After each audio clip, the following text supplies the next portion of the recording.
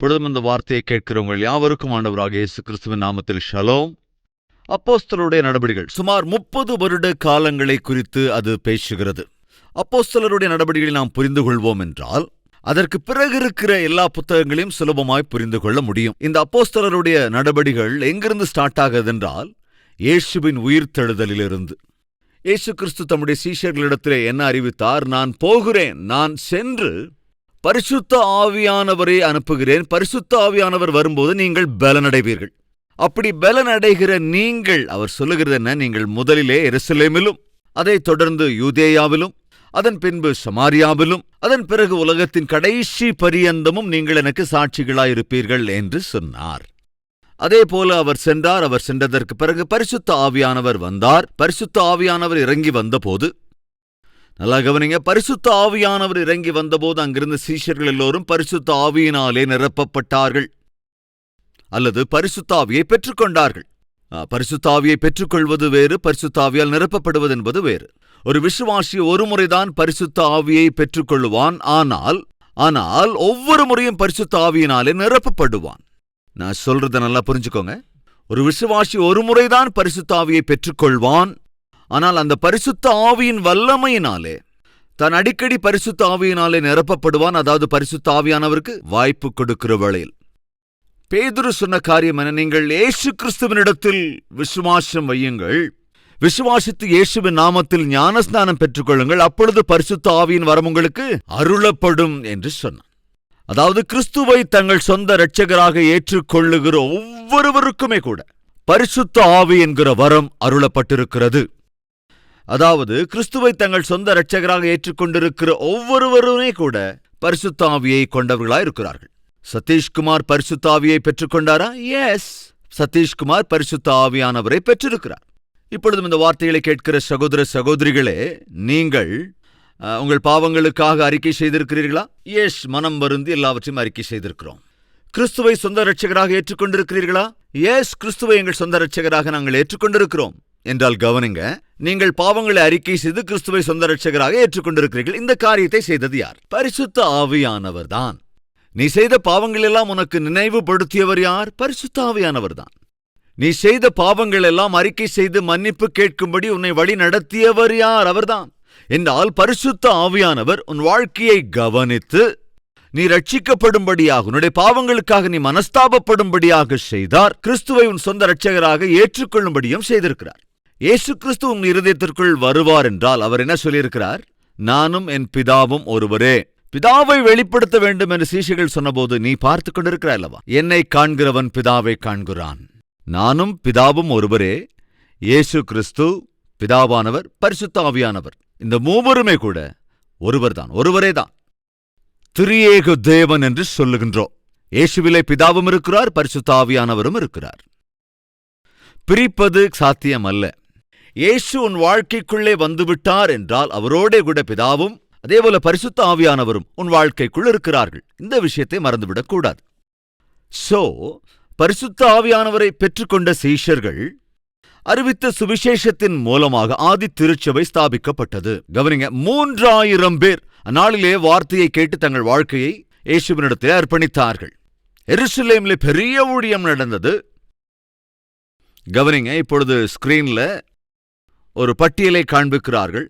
எந்தெந்த வருடங்களில் யார் யார் எப்படி ஊழியம் செய்தார்கள். முதல் 2 வருடங்கள் பேதுருவும் அப்போஸ்தலர்களும் எருசலேமில் செய்த ஊழியத்தை நாம் அங்கே பார்க்கிறோம். சபையும் பரிசுத்த ஆவியானவருடைய ஏவுதலினால் பேதுரு பிரசங்கம் செய்ததும், தொடர்ந்து ஆயிரக்கணக்கானோர் ரட்சிக்கப்பட்டதும், தொடர்ந்து சபை ஸ்தாபிக்கப்பட்டதும், இவைகள் எல்லாமே கூட 1வது அதிகாரம், 2வது அதிகாரம், 3வது அதிகாரம், 4வது அதிகாரம், இந்த 4 அதிகாரங்களிலே பேதுரு செய்த ஊழியத்தை அங்கே நாம் பார்க்க முடியும். 5வது அதிகாரம், 6வது அதிகாரம், 7வது அதிகாரம் என்று பேதுருவின் ஊழியம் தொடர்கிறது. அதேபோல ஸ்தேவானின் ஊழியத்தையும் நாம் பார்க்கிறோம். சோ, முதல் அதிகாரத்திலிருந்து 7வது அதிகாரம் வரைக்கும் பேதுரு மற்றும் சீஷர்கள் செய்த ஊழியம், சபைகளின் ஸ்தாபனம் என்பது எருசலேமிலே நடந்த ஊழியங்கள். இயேசு கிறிஸ்து என்ன சொன்னார்? பரிசுத்த ஆவியானவரை பெற்றுக்கொள்ளும் போது முதலாவது நீங்கள் எருசலேமிலே சாட்சிகளாய் இருப்பீர்கள். எக்ஸாக்டாக எருசலேமிலே முதலில் இவர்கள் சாட்சிகளாய் ஜீவித்தார்கள். ரைட்? இது சுமார் 2 வருட கால சரித்திரத்தை நமக்கு தெரியப்படுத்துகிறது. அதற்கு பிறகு 8வது அதிகாரம், அங்கே பிலிப்பு சமாரியா பட்டணத்திற்கு சென்று சுவிசேஷத்தை அறிவிக்கிறான். அதாவது இயேசு சொன்னபடி எருசலேமிலும் பின்பு யூதேயாவிலும் பின்பு சமாரியா. தயவு செஞ்சு கவனிங்க, எருசலேமிலும், அதாவது எருசலேம் என்ன, யூதா ராஜ்யத்தினுடைய கேபிட்டல் சிட்டி. எனவே யூதேயா, அதாவது எருசலேம், தொடர்ந்து அங்கிருக்கிற, அதாவது எருசலேம் யூதேயா பகுதிகளில் எல்லாம் சுவிசேஷம் அறிவிக்கப்பட்டது. அதற்கு பிறகு பிலிப்பு சமாரியாவுக்கு போய் பிரசங்கித்ததினாலே சமாரியர்கள் ஆண்டவராகிய இயேசு கிறிஸ்துவை ஏற்றுக்கொண்டார்கள். இயேசு சொன்னபடியே முதலில் எருசலேமிலும் பின்பு யூதேயாவிலும் தொடர்ந்து சமாரியாவிலும் சுவிசேஷம் அறிவிக்கப்பட்டது. அதைத் தொடர்ந்து 8வது அதிகாரம், 9ஆம் அதிகாரம், 10வது 11ஆம் அதிகாரம், தொடர்ந்து 12வது அதிகாரம். இந்த அதிகாரங்களில் எல்லாம் பேதுருவும் பிலிப்பும் அவரவர் சீஷர்களும் செய்த ஊழியத்தை குறித்து நாம் பார்க்க முடியும்.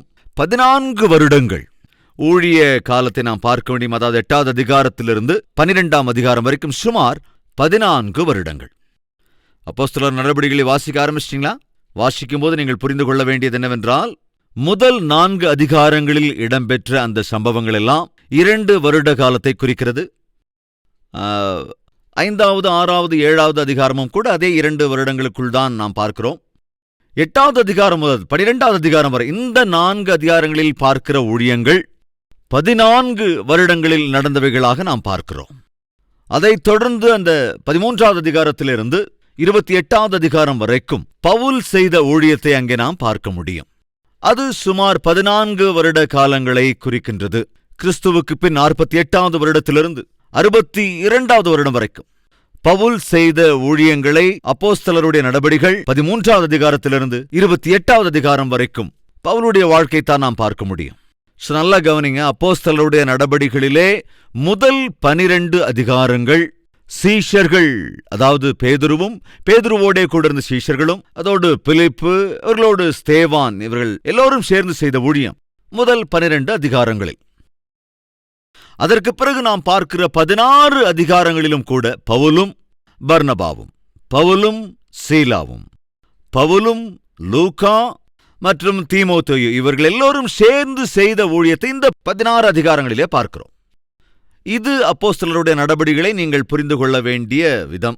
பவுலும் பர்னபாவும் முதலாவது அந்தியோக்கியா என்ற பகுதியிலிருந்து அநேக பகுதிகளுக்கும் பட்டணங்களுக்கும் சுவிசேஷத்தை அறிவிப்பதற்காக உயிருக்கு துணிந்து பிரயாணங்களை மேற்கொண்டார்கள். தயவு செஞ்சு கவனிங்க, இயேசு சொன்ன வார்த்தைகள் என்ன? நீங்கள் பரிசுத்த ஆவியை பெற்றுக்கொள்வீர்கள்.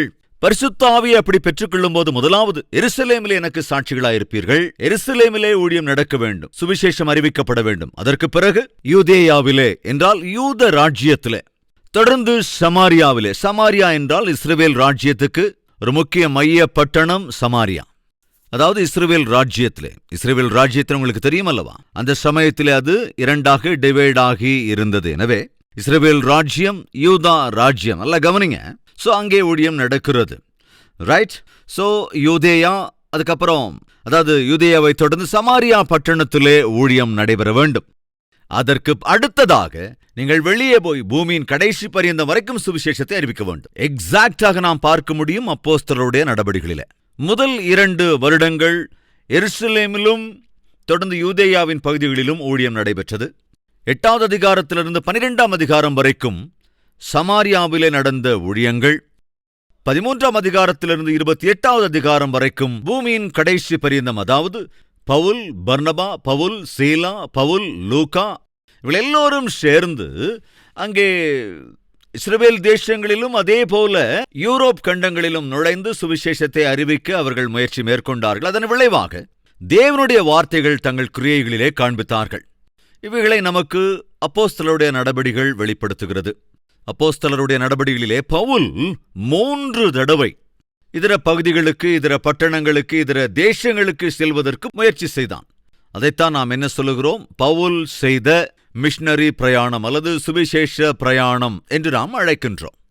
கவனிங்க, முதலிலே பவுலும் பர்னபாவும் சேர்ந்து பிரயாணம் செய்தார்கள். அவர்களுடைய பிரயாணத்தினுடைய அந்த மேப்பை உங்களுக்கு ஸ்கிரீனிலே காண்பிக்கிறோம்.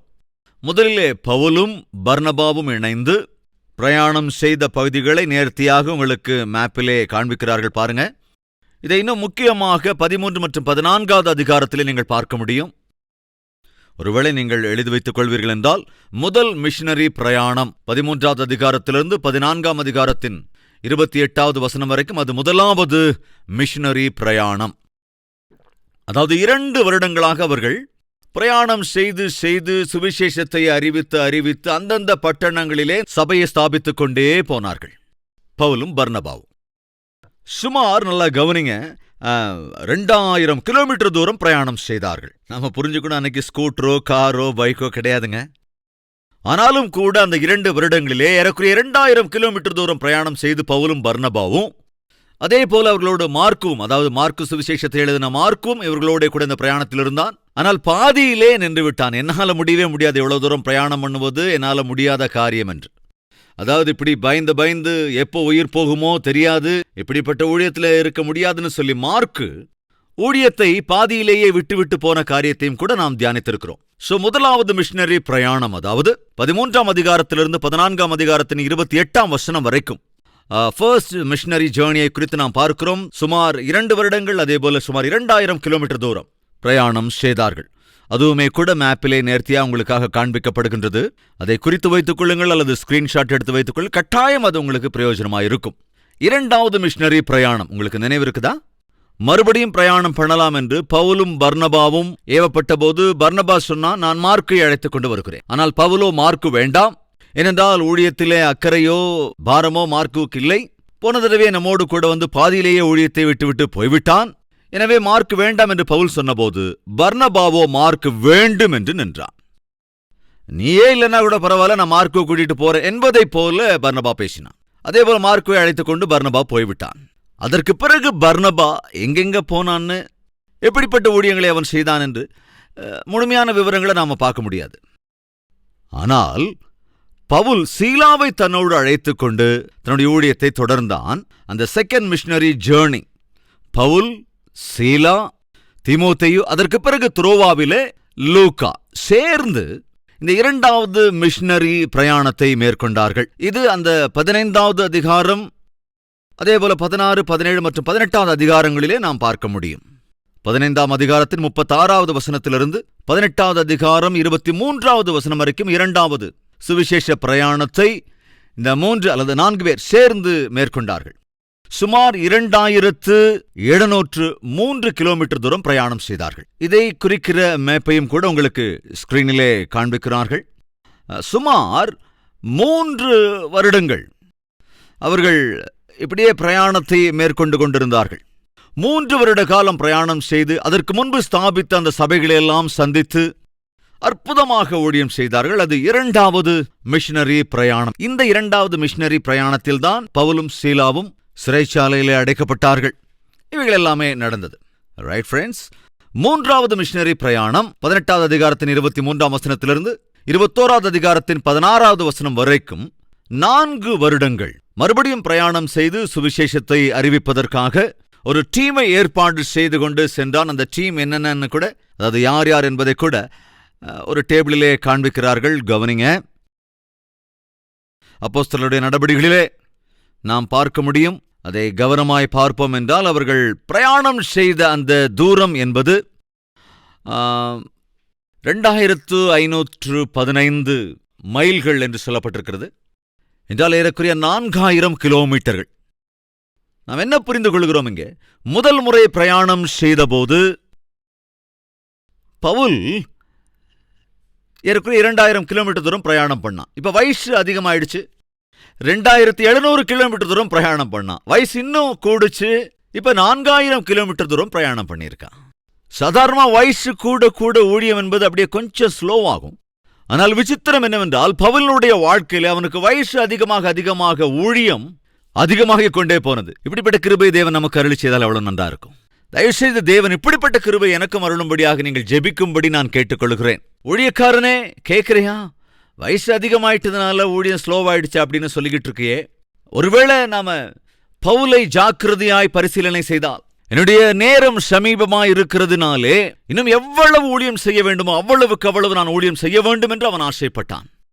முதலாவது ட்ரிப்ல 2000 கிலோமீட்டர் தூரம், 2வது ட்ரிப்ல 2700 கிலோமீட்டர் தூரம், 3வது ட்ரிப்ல 4000 கிலோமீட்டர் தூரம் பிரயாணம் செய்து ஊழியம் செய்ததாக நாம் இங்கே பார்க்கிறோம். அதே சமயத்திலே அவனோடு ஊழியத்திலே நின்றவர்களும் கூட அதிகரித்துக் கொண்டிருந்ததையும் நாம் பார்க்கிறோம். எப்படின்னா, கொஞ்சம் தயவு செஞ்சு பாருங்க, அந்த டேபிள்ல நீங்க பாருங்களேன். இந்த முதல் மிஷனரி பயணத்தில் யார் இருந்தாங்க? பர்னபா, மார்க். இந்த 2 பேரை நாம் அங்க பார்க்க முடியும். கவனிக்கிறீங்களா? முதலாவது பிரயாணம் மேற்கொண்ட போது, சுவிசேஷத்தை பிரசங்கிப்பதற்காக பிரயாணம் மேற்கொண்ட போது பவுலோட கூட இருந்தவர்கள் பர்னபா, மார்க். இந்த 2 பேர் தான் கூட இருந்தாங்க. 2வது முறை பிரயாணம் செய்து ஊழியத்திலே பவுல் தொடர்ந்த போது பவுலோட கூட சீலா இருந்தான், லூக்கா இருந்தான், மாத்திரமல்ல தீமோத்தேயுவும் இருந்தான். அப்போ நாம் கவனமா பார்க்கும்போது பவுலுடைய ஊழியம் அதிகரித்துக் கொண்டே இருந்தது. அதோட கூட அவனுக்கு உதவுகிறவர்களும் அதிகரித்துக் கொண்டே வந்தார்கள். சபையின் மேய்ப்பனே, ஊழியக்காரனே, கவனி, நம்முடைய ஊழியம் பெருகுகிற போது அந்த ஊழியத்திற்கு துணை நிற்கிறவர்களும் பெருக வேண்டும், ஊழியத்திற்கு உதவி செய்கிறவர்களும் பெருக வேண்டும். இன்று கல்வாரி டெம்பிள்ல இவ்வளவு பெரிய ஊழியம் நடக்குதுன்னா காரணம் என்ன தெரியுமா? அது ஏதோ ஒரு சதீஷ்குமார் மாத்திரம் இல்லவே இல்லை, கட்டாயம் இல்லை. இது இந்த அளவுக்கு ஊழியம் இங்கே நடக்கிறது என்றால் சதீஷ்குமாரை நேசிக்கிற, சதீஷ்குமாரின் ஊழியத்திற்கு உதவி செய்கிற, உயிருக்கு துணிந்து உடன் ஊழியம் செய்கின்றவர்கள் நாளுக்கு நாள் பெருகிக் கொண்டே இருக்கிறார்கள். ஒரு காலத்துல சிஎஸ் டீம்ல 100 பேர் தான் இருந்தாங்க. அதுக்கப்புறம் 200 பேர் ஆனாங்க, அதுக்கப்புறம் 500 பேர் ஆனாங்க, அதுக்கப்புறம் 1000 பேர் ஆனாங்க. இப்போ சுமார் 4000 பேர் கால்வரி டெம்பிள் சிஎஸ் டீம்ல ஜாயின் பண்ணியிருக்காங்க. ஒரு டைம்ல முழு நேர ஊழியத்தில் 5 பேர் தான் இருந்தாங்க, அப்புறம் 10 பேர் இருந்தாங்க. டே நைட் கஷ்டப்பட்டு ஊழியம் செய்கிறவங்க. இன்னைக்கு கால்வரி டெம்பிள்ல சுமார் 400 பேரிலிருந்து 500 பேர் வரைக்கும் ஃபுல் டைம் ஊழியக்காரர்கள் இருக்கிறார்கள். ஒரு காலத்துல கால்வரி டெம்பிள் 25 பேர் தான் இருந்தாங்க. இன்னைக்கு கால்வரி டெம்பிள் சபை உறுப்பினர்களாக எத்தனை பேர் இருக்கிறாங்க அது உங்களுக்கே தெரியும். அதாவது தேவன் ஒரு ஊழியத்தை, ஊழியக்காரனை ஆசீர்வதித்தால் அந்த ஊழியக்காரனோடு கூட ஊழியம் செய்கிறவர்களும் நாளுக்கு நாள் அதிகரிப்பார்கள். அதன் பலனாய் ஊழியமும் பெருகும். அதன் விளைவாய் அழிந்து போகிற ஆத்துமாக்கள் அநேகம் ரட்சிக்கப்படும். ரட்சிக்கப்படுகின்ற ஆத்துமாக்களின் எண்ணிக்கை பெருகிக் கொண்டே இருக்கும். அதைத்தான் கால்வரி டெம்பிளிலே இன்று தேவன் நடத்தி கொண்டிருக்கிறார். முதல்ல பவுல் 2000 கிலோமீட்டர் தூர பிரயாணம், அதாவது 3 பேர் சேர்ந்து போனாங்க.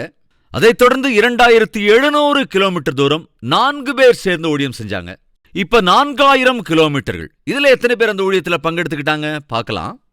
3வது மிஷனரி பிரயாணம் லூக்கா, சோபத்தரு, அரிஸ்தர்க்கு, செக்குந்து, காயு, தீமோத்தேயு, தீகிக்கு, துரோப்பீமு. முதல் தடவை 2 பேர் சேர்ந்தாங்க, அதுக்கப்புறம் 3 பேர் சேர்ந்தாங்க, இப்போ சுமார் 8 பேர் சேர்ந்தாங்க. பவுலின் ஊழியத்தை நேசித்தவர்கள், பவுலோடே கூட பிரயாசப்பட்டவர்கள், பவுலோடே கூட பிரயாணம் செய்தவர்கள் நாளுக்கு நாள் பெருகினதினால் தான் அப்பேற்பட்ட ஊழியத்தை அவன் செய்தான். எனவேதான் பவுல் ஒரு சந்தர்ப்பத்திலே இப்படி சொல்லுவான், அப்போஸ்தலர்கள் எல்லோரை காட்டிலும் நான் அதிக பிரயாசப்பட்டேன் என்று.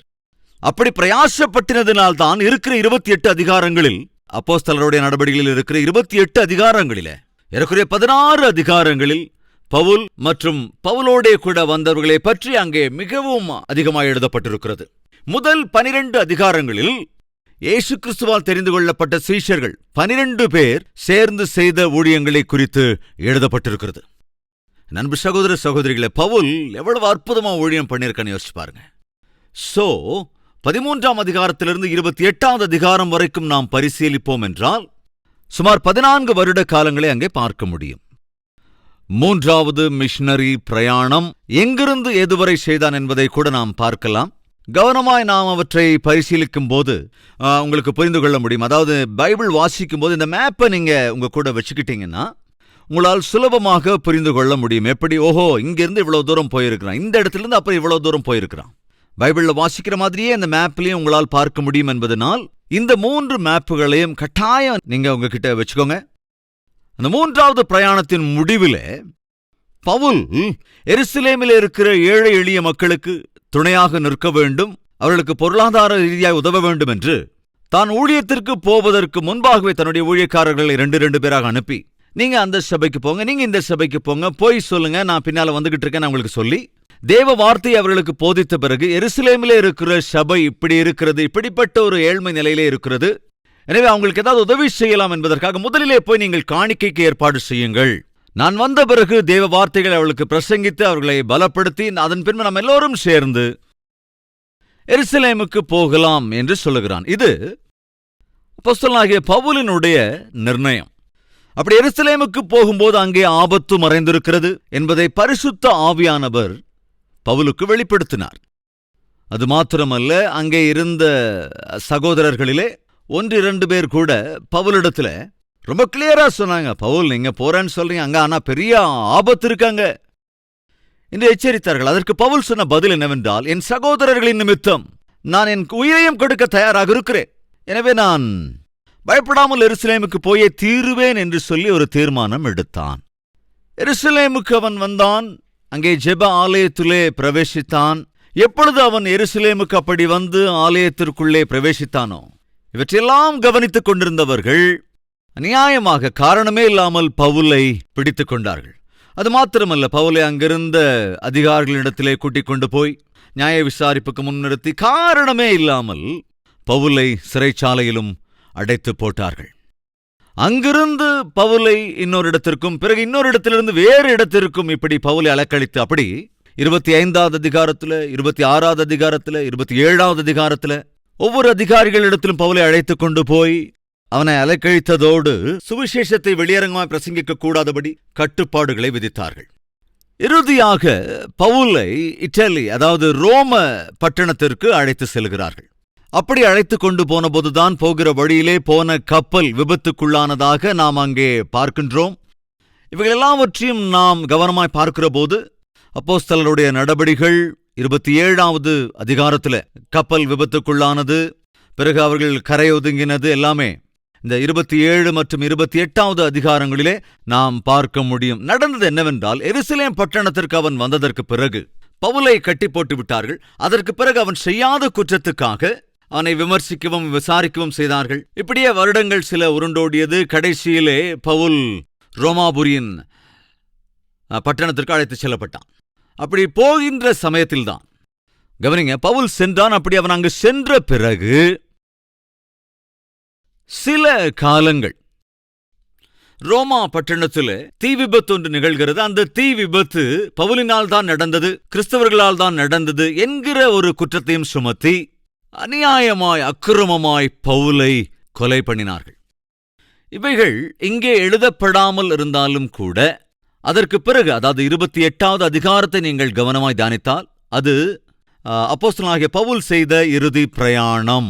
அப்போஸ்தலருடைய நடபடிகள் 28வது அதிகாரம் அது பவுலின் கடைசி பிரயாணத்தை காட்டுகிறது. அவன் இத்தாலிய பட்டணத்திற்கு கொண்டு போகப்பட்டான். அங்கே அவன், அதாவது பவுல் எந்த தப்பும் செய்யவில்லை, அநியாயமாய் அங்கே அழைத்து கொண்டு போகப்பட்டான். அங்கே இன்னும் பெரிய அநியாயம் நடந்தது. பவுலை இரக்கமில்லாமல் கொன்றுவிட்டார்கள்.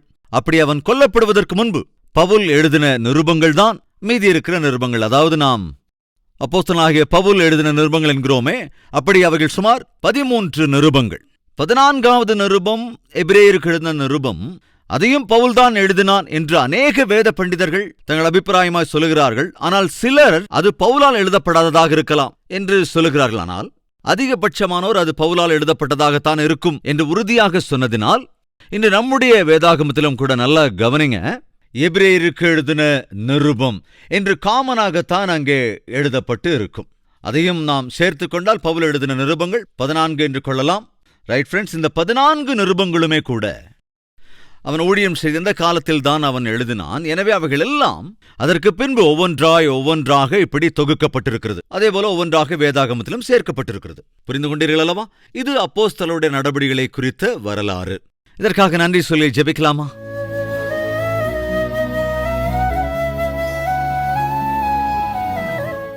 மகா பரிசுத்தமும் அன்பும் நிறைந்த பிதாவே, உன்னதமான ஆண்டவரே, உம்முடைய பரிசுத்த வேதாகமத்திலிருந்து அப்போஸ்தலருடைய நடபடிகள் அல்லது பரிசுத்த ஆவியானவருடைய கிரியைகள், அதேபோல பவுலால் எழுதப்பட்ட நிருபங்கள் அல்லது சுவிசேஷங்கள் எல்லாம் இந்த மேன்மையான நற்செய்திகளை குறித்து, அதேபோல அப்போஸ்தலருடைய நடபடிகளின் சரித்திரம், அதேபோல தொடர்ந்து பவுலினுடைய ஊழியங்களை ஆண்டவரை நாங்கள் தியானித்திருக்கிறோம். பவுலுடைய பிரயாணங்களை குறித்து ஆண்டவரை நாங்கள் தியானித்திருக்கிறோம். மேன்மையான சத்தியங்களை நாங்கள் அறிந்து கொண்டிருக்கிறோம். ஆண்டவரே, உம்முடைய வேதத்திற்கு பின்னால் இருக்கின்ற விலையேற பெற்ற சத்தியங்களை தொடர்ந்து நாங்கள் அறிந்து வருகிறோம்.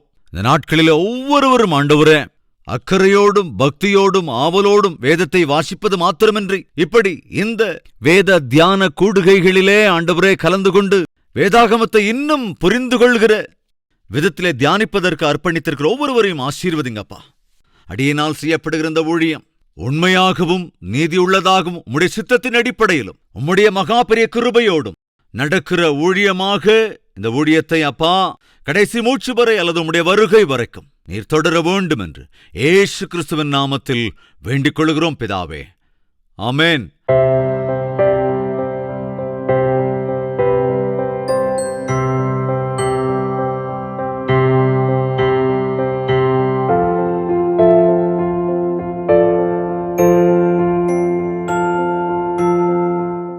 எங்கள் முகவரி கல்வரி, தபால் பெட்டி எண் 30, குக்கட்பள்ளி, ஹைதராபாத் 72.